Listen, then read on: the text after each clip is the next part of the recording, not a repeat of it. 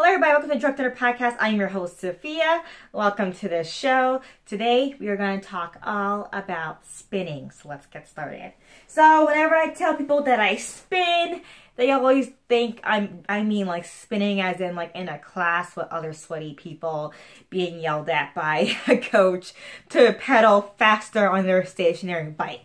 And nope, that's not what I mean.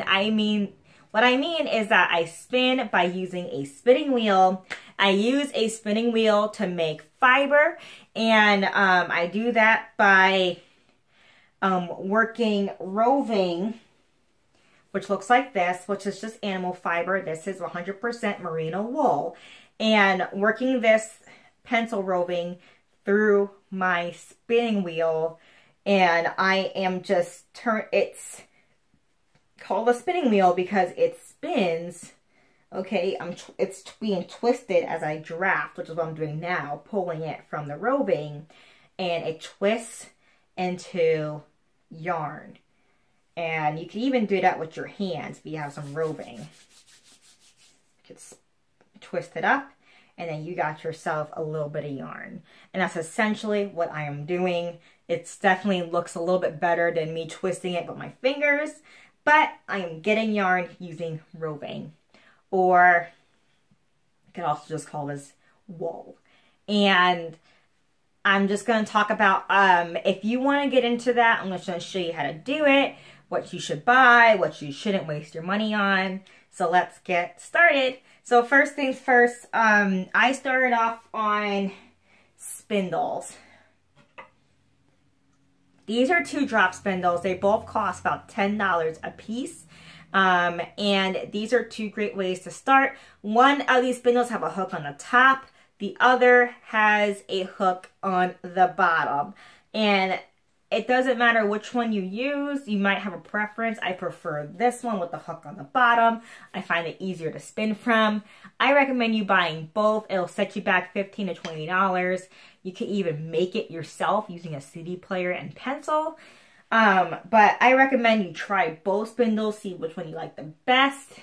And if you want to learn how to use a spindle, then I highly recommend checking out YouTube videos on that. I am not the one to teach you because I do not like spindling. I could demonstrate for you how not to spindle, but so I'm just going to wrap my yarn around. If you don't have, and then I just spin it like that. If I had more yarn, I'd draft it, make it thinner, but it's already thin for me. Just like that, see? So I am just making yarn just like that. See, my hands are working up here. And the spindle, you can't see it, but it's still spinning. That's essentially how I use my spindle. And then right now, I made all that yarn just from that little bit. It's about to touch the floor and stop spinning. I have all this yarn that I made. It's fairly thin and uneven, but you know, I do not use spindles, so that's the result you're going to get, thin and uneven yarn. I'm going to unwrap it, and I'm going to wrap it back on my spindle. You're supposed to do it in a rhyme and reason way. Again, I never got good at this, so I never learned that way. And as you can see, this is taking me forever.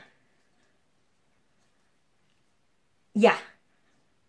Still going. Still going. So this is why I now use a spinning wheel instead of a spindle. Spindles are great though to learn to see if you even like making yarn. It's a great way to learn how to draft, as in turn that roving into yarn, you know, that pinching method that you saw me do.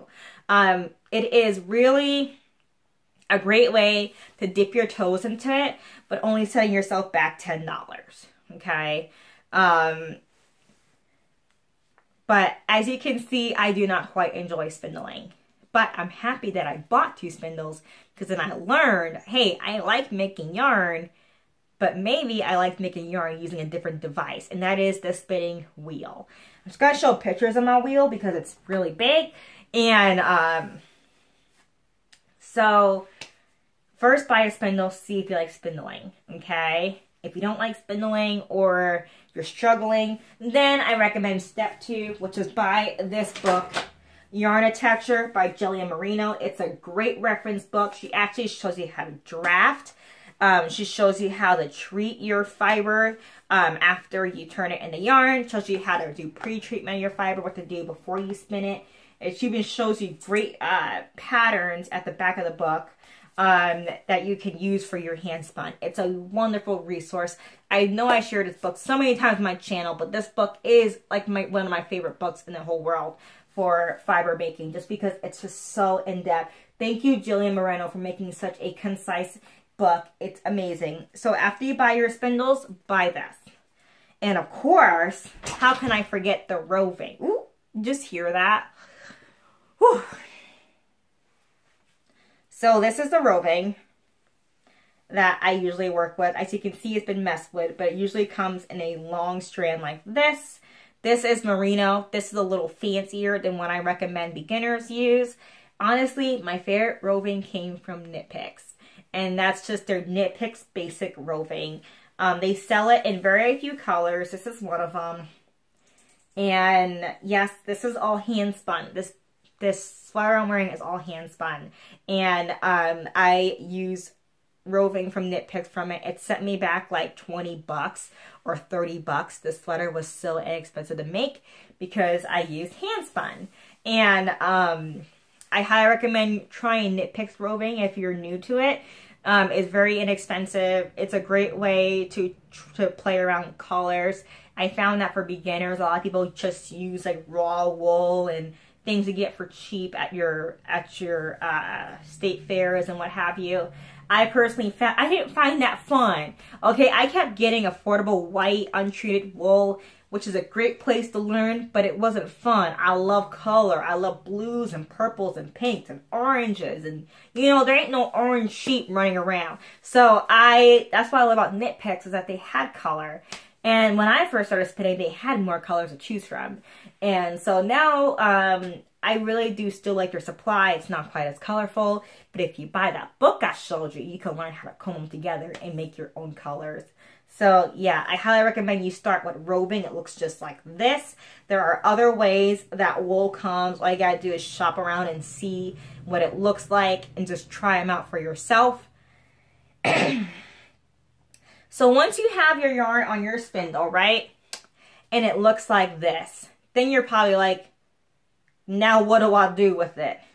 Well, a lot of people would just stick this into their lazy Kate and turn it into a hank. Now you can ply these two together, which means stick these, which means you'll put these two together and let them ply against each other and make a 2-ply yarn. Look, they're already trying to be friends. See what I mean? Make like a thicker yarn if they apply together. Singles will want to do that automatically. All I did was just let them kiss, and that are like plied all by themselves. It's fairly simple. What you can also do is, what I'm trying to get for you out right now, is that you can put it into a lazy Kate. Now this is just a box that I bought my husband to encourage him to organize his wallets and key and phone and stuff at the end of the day. He never used it. So that's why I use it for my lazy Kate. And a lazy Kate essentially is something to hold your knits while you are either plying them or while you are winding them into a hank or a skein that can then be wound into a ball. So I never use this for spindles because, again, I use a spinning wheel, which means I use bobbins that look like this instead of spindles. But if you're a beginner, you'll probably use a spindle, and you can use a lazy Kate just like this. I just literally stuck it into my box of holes and it's ready to go. Okay, and from here you could connect it to your nitty knotty, which is how you turn, well, this into a hank like this. Okay, let me unravel it so you can see what I mean. Or a skein or whatever. People say I say that wrong. A skein. Is that how you say it? I have to like rhyme it with again. A skein. I don't know. I say skein. I'm going to say skein until the day I die, until I remember how to say it. But to get your spindle to look like, oh, now my spindle, help. And everything's all wrapped up in each other. to get this into this, I definitely use a nitty knotty, which looks like this. And this is about 20 bucks. This is Krumski. It came with my spinning wheel from thewoolery.com. And this is a very affordable way to turn this into this. And you can see this is longer than this. Well, the way you wrap it around, and I don't have anything to show y'all, but there's tons of videos online. But it wraps around in a way where you utilize a lot of space on it. I'm going to like try to get it. Hold on. Well, I can't. It kind of like gets wrapped around and like, almost like a boa around this thing. So you get a lot more yardage and it becomes bigger than nitty knotty. Now, if you don't have a nitty knotty, you don't want to buy one, you can make one out of PVC piping. You just need a shape that looks like this. That's all you need. Okay, mine has like nice hand carvings. You don't need that. You just need like an eye that's crooked on one end.